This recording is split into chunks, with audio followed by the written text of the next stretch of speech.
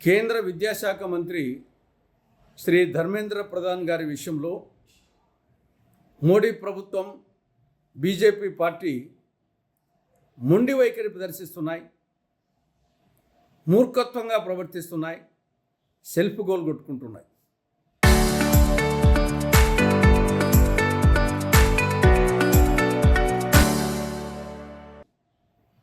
రెండు 2021లో ధర్మేంద్ర ప్రధాన్ గారు కేంద్ర విద్యాశాఖ మంత్రిగా బాధ్యతలు చేపట్టారు. ఈ 5 సంవత్సరాల్లో ఆయన విద్యాశాఖ మంత్రిగా ఉన్న కాలంలో దేశంలో జాతీయ స్థాయి ప్రతిష్టాత్మక ప్రవేశ పరీక్షల్లో అనేక సందర్భాల్లో పరీక్షా పత్రాలు లీక్ అవ్వడం, పరీక్ష రద్దు కావడము, లేకుంటే వాయిదా పడము జరిగిన సందర్భాలు అనేకం ఉన్నాయి. నీట్ 2026 ఇది వైద్య విద్యా కోర్సులకు సంబంధించి నిర్వహించే ఒక ప్రతిష్టాత్మకమైన పరీక్ష. ఈ పరీక్షలో లీకేజ్ కావడం, రద్దు కావడం, మళ్ళీ పరీక్ష నిర్వహించడం జరిగింది. అంతకుముందు assistant professors, junior research fellowship కొరకు కండక్ట్ చేసినటువంటి యూజీసీ నెట్ ఎగ్జామ్లో కూడా పరీక్షా పత్రాలు లీక్ కావడము, రద్దు కావడము పరీక్ష జరిగింది. అంతకుముందు సిఎస్ఐఆర్, యూజీసీ నెట్ ఈ పరీక్షల్లో కూడా లీక్ కావడము, వాయిదా పడడం జరిగింది. ఇలా అనేక సందర్భాల్లో ఈ 6 సంవత్సరాల్లో, ఈ 5 సంవత్సరాల్లో ఇటువంటి అనేకం జరిగినాయి. వీటికి నైతిక బాధ్యత వహిస్తూ ఆయన స్వచ్ఛందంగానే రాజీనామా చేసి ఉండాలి. ఒకవేళ ఆయన చేయకపోయి ఉంటే ప్రధానమంత్రి ఆయన తన మంత్రివర్గం నుండి తొలగించాలి. ఈ రెండిట్లో ఏదో ఒకటి జరిగి ఉండాలి, కానీ రెండూ జరగలేదు. కేంద్ర మంత్రివర్గంలో ఉన్నారు, కేంద్ర విద్యాశాఖ మంత్రిగా కొనసాగుతూ ఉన్నారు. గతంలో అనేక మంది కేంద్ర మంత్రులు తమ తమ శాఖల్లో వైఫల్యాలకు కానీ, ప్రమాదాలకు కానీ, అవినీతి ఆరోపణల మీద కానీ వాళ్ళది ప్రత్యక్ష ప్రమేయం లేనప్పటికీ నైతిక బాధ్యత వహిస్తూ రాజీనామా చేసిన సందర్భాలు అనేకం ఉన్నాయి. 1956లోనే లాల్ బహదూర్ శాస్త్రి గారు ఆనాడు తమిళనాడులో రైల్వే యాక్సిడెంట్ జరిగిన నేపథ్యంలో కొంతమంది చనిపోతే దానికి నైతిక బాధ్యత వహిస్తూ ఆయన రైల్వే మంత్రి పదవికి రాజీనామా చేయడం జరిగింది 1956లోనే. దాని తర్వాత ఆయన దేశ ప్రధాని కూడా అయ్యారు. 1958లో ఆనాటి ఆర్థిక మంత్రి టిటి కృష్ణమాచారి ఆయన కూడా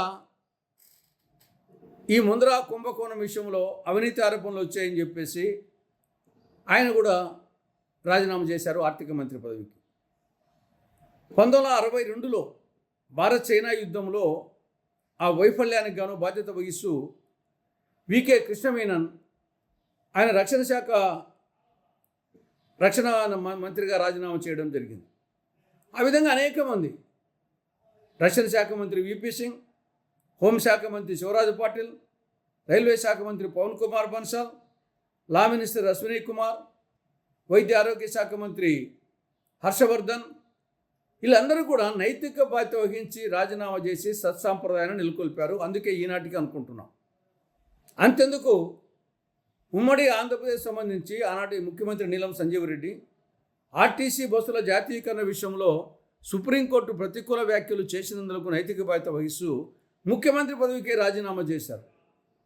ఇప్పటికీ దాని గురించి చరిత్రలో అనుకుంటున్నాం. కానీ ఇటువంటి సత్సాంప్రదాయం నెలకొల్పకుండా ధర్మేంద్ర ప్రధాన్ గారు ఆ కేంద్ర విద్యాశాఖ మంత్రి పదవికి జలగలాగా పట్టుకొని వేలాడుతుండడం చాలా గర్హనీయం. ఇప్పటికైనా ఆయన రాజీనామా చేయడమా స్వచ్ఛందంగా, లేకుంటే ప్రధానమంత్రి ఆయన తప్పించడమా జరిగి తీరాలి. ఇక రెండో విషయం, నిన్న దేశవ్యాప్తంగా ఆంధ్రప్రదేశ్లో విజయవాడలో కాంగ్రెస్ పార్టీ కార్యాలయాల మీద బీజేపీ శ్రేణులు భౌతిక దాడులు చేయడం ఇది అత్యంత శోచనీయం, అత్యంత గర్హనీయం. తప్పు చేసింది వాళ్ళు. నీటి ఎగ్జామ్లో లీకేజ్ అయ్యింది వాళ్ళ హయాంలో, ఆ పరీక్షను రద్దు చేసింది మీ హయాంలో.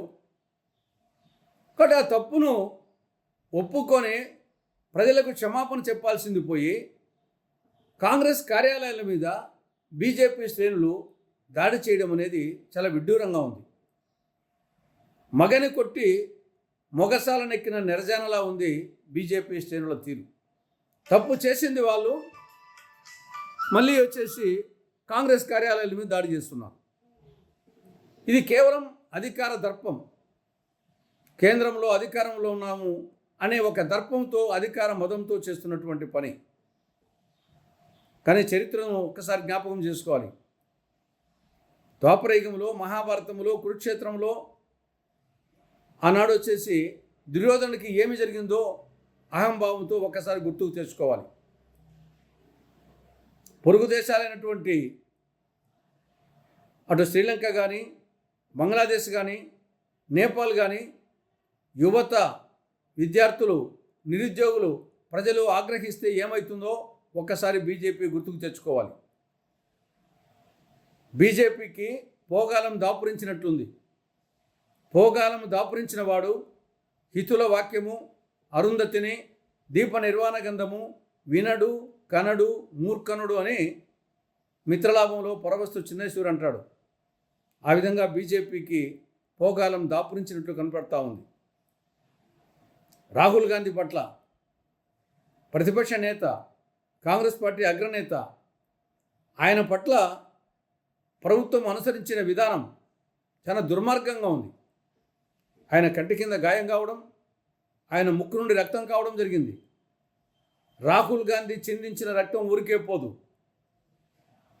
తస్మాత్ జాగ్రత్త అని కాంగ్రెస్ పార్టీ బీజేపీని హెచ్చరిస్తూ ఉంది.